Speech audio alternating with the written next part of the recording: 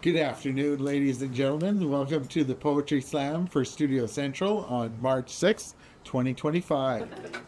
Our first writer up today is Rob St. Germain. Well, thank you. Okay, I have 3 poems to share. This first one's called A Hand Around My Throat.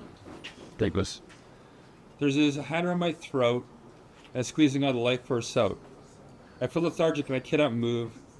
How do I get into this negative groove? I chain to the floor and I can't get out. Will someone come to my rescue if I shout? The dominoes fall one by one.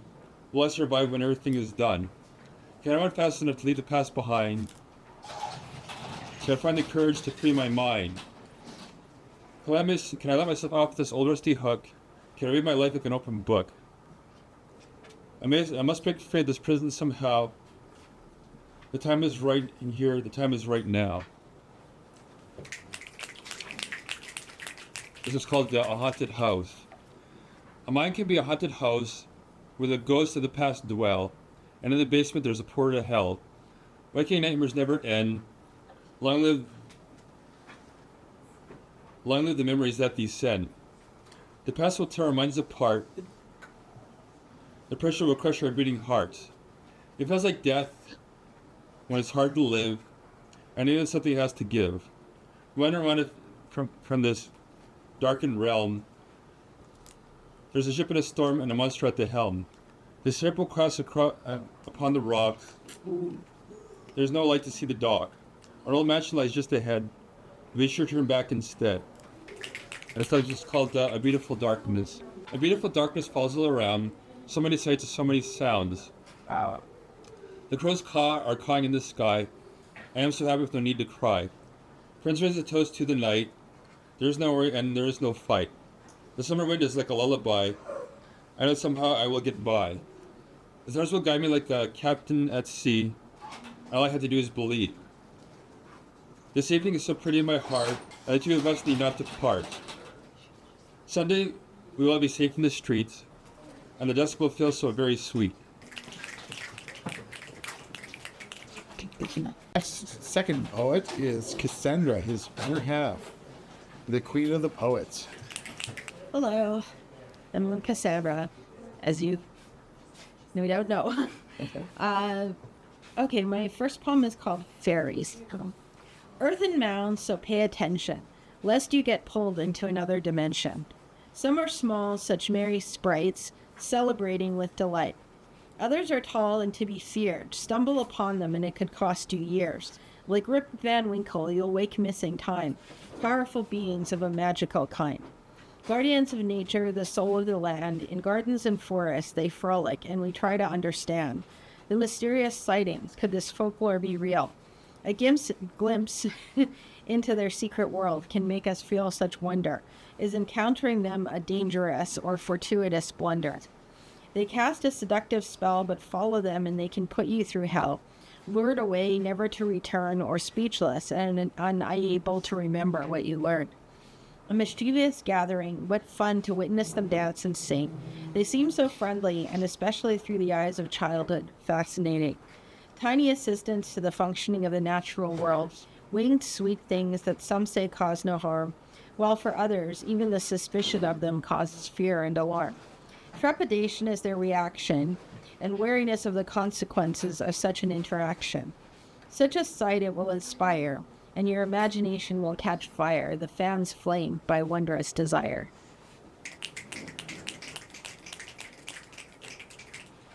Okay, so this one's a little late, but it's called Valentine's Day. I've spent so many lonely Valentine's days, wondering if I would always be depressed and alone. If my words would fall on deaf ears and my heart would never feel at home. Nothing could be so alienating as watching happy couples come and go. Thinking someone out there could truly love you, but you may never know. A dark shadow encroaches on your contentment, the search, the glow, the dream you chase to the edge of toxicity, and the reluctant letting go. There are so many reasons that this holiday can be sad, but the ones I've spent with you are the best I've ever had. I know the feeling that there's nothing can do, and that whatever you thought love was has never been the truth. So many years of losing faith that love will come to you, always hiding in the dark corner of the room, on edge to express yourself but afraid to take the risk. What could happen is largely unknown, but we strive for romance, for a mate who loves us heart and soul. If we have friends to console us or family to care, we soon could realize that love was always there. If we have to spend some time with ourselves, it's not the worst that could happen. Some say you have to love yourself in order to be able to attract a lover, but we should love ourselves no matter what the outcome, and experience self-love and self-respect, even though we are lonely. All right, and this last one is called Places. I just wrote it this week. Places that I used to go are disappearing. Now I'm getting old, watching these once popular businesses close. The nostalgia is all I'm left with now. The city is changing and time takes a bow. Memories from my childhood, my adolescence, and early adulthood are fond, but now my favorite hangouts are gone. Life goes on without department stores and coffee shops where you could sit for hours sipping on just one cup. My mother and grandmother used to take me to Eaton's to shop. My father used to take me to the Paddle Wheel restaurant in the Bay. Now Sears is gone, no more paging through the catalog. Now there are new businesses which may someday become iconic to a new generation. The youth culture will demand representation. The clubs will continue to rock, and some of the new places to go will all be digital. Share a picture of you and your friends on TikTok. From the perspective of age, the city can seem like a ghost town, kindling a longing for the way things were, realizing that once vibrant experiences will never reoccur. We can't live in the past, it's dead and gone. Time moves on and we become different, strolling down the halls of years, observing a new world with regret but not fear. I've grown and arrived here. Thank you. Our third writer is James, who's up to read for us right now. So this one is called Pulls. All my poems are the glory of God and to go on with love. It's funny, but whatever you've done, it seems like you didn't have a choice. The Arctic turn goes from pull to pull. Everyone is implicitly doing their best. It is in retrospect that we learn better. The caribou find their food delicious as it clings closely to the rock under the snow. Penguins are like fish out of water. They cling to their awkwardness like the artifice of civilization. Mankind is found all over the globe. It's as if we work for luxury while we need more challenge at the same time. Even Santa is a lie. We balk at the idea of conquering singles nights in dance halls, phone sex standing in 60 below weather, rarefied air and a fluctuation, a schism over what we want. The settlement of the poles are more covered than the streets of New York. Nature shows confuse us of what we want. The weather is in a state of flux. Alarm bells are going off all the time. It's possible we can care now. Purity is the very next moment. You did what you did. The puffins are dying. The penguins seem to be doing well. Polar bears are becoming whales, spending more energy digesting the calories than the calories they consume. We can all relate to the comfort of water, the way mammals diverge from their evolutionary past, but they didn't see the continents of plastic coming, turtles carrying the world on their backs, spiders creating the world like Vishnu and the dream, everything hanging on by a thread, subject to leaders high on power. We can't even find how anyone believes in it. We haven't talked about the ozone layer in a while, yet the Aurora Borealis is on TV a lot. And they didn't even include it in the first pictures of Earth from the moon. We are being babied. We can't handle the truth. There's such a huge object spins in one spin in 24 hours. A circle 90 million miles in radius in a year. If the spin is disrupted like a spinning top, things will really happen. Atheism and devout religion, I believe as long as I don't have to. I care as long as it fulfills it fills me implicitly. Evil is in the closet, in denial of itself, constantly trying to say it cares but always being insincere. Back and forth everything goes, joy and pain. No matter what you believe, watching the geese fly in small V's, knowing they will return a year, watching them fly with small flying machines imprinted on the pilot. No, they won't return. Yes, they will. Monarch butterflies getting trees planted up the slope to a colder place so they can go dormant. Everything flies overhead like a wisp of smoke. Nature is powerful. We are going to destroy the planet.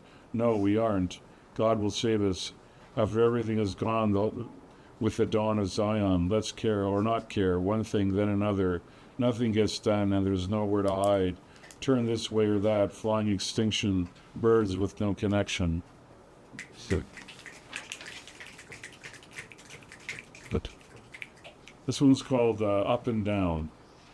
Standing on top of the world, seeing the crescent tops of the Himalayas, using canned oxygen and visors, wondering how they did it centuries ago, wondering if it means anything to touch the sky.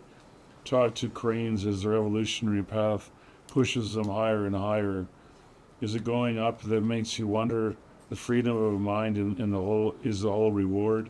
No one can ask you your questions. No one can see clouds that maybe weren't there, like you're playing golf. You've been there for decades. You've never hit the green with a 2-iron shot. The love of the game isn't enough to keep you going. No one wants your questions or your certainty. You don't want to climb back down. See that life so rarely goes up and down, getting stuck in traffic. Hangovers aren't about nausea or a headache. They're about anxiety and facing the day. How far up is there to go from there? The greatest thing you're going to do with your life is sell someone off for discouraging you. But that's quite a lot if you're successful. The days go by too fast for up and down to matter. Love and passion make it sensual, but with that, you're not changing much. How can you keep going, believing it matters? How can progress and meaning be grasped? The courage to come down from the top, to say something that makes your day, just once in a while, and you can believe.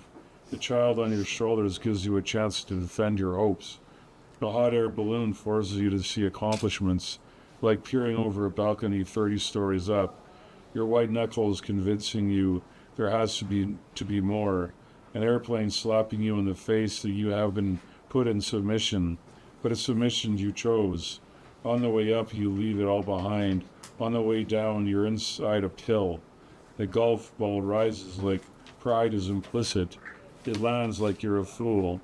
No matter how good you go up and down, you find a way to believe in life. Over and over you find meaning. Over and over you're a fool. Why do you buy into growth and progress? How do her beautiful breasts as they rise and fall give you confidence? Okay, so the guy you secretly competing with hid the grain, and you're a priest and you never have.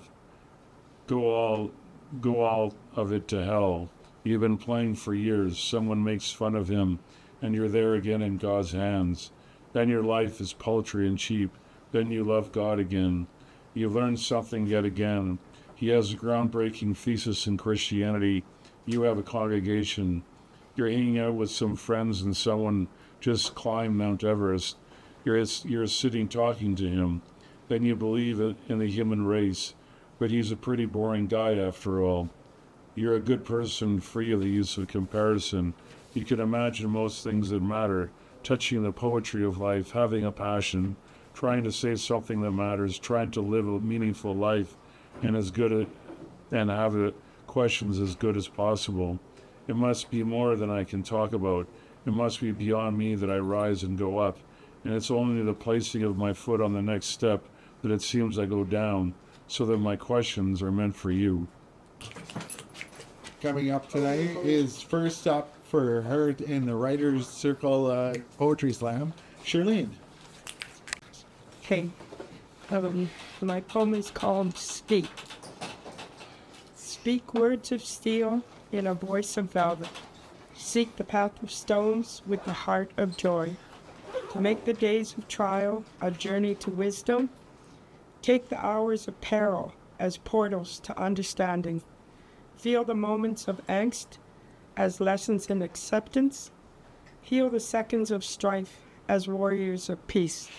For each loving thought, word, action brings us all closer to each other to our true selves, to one.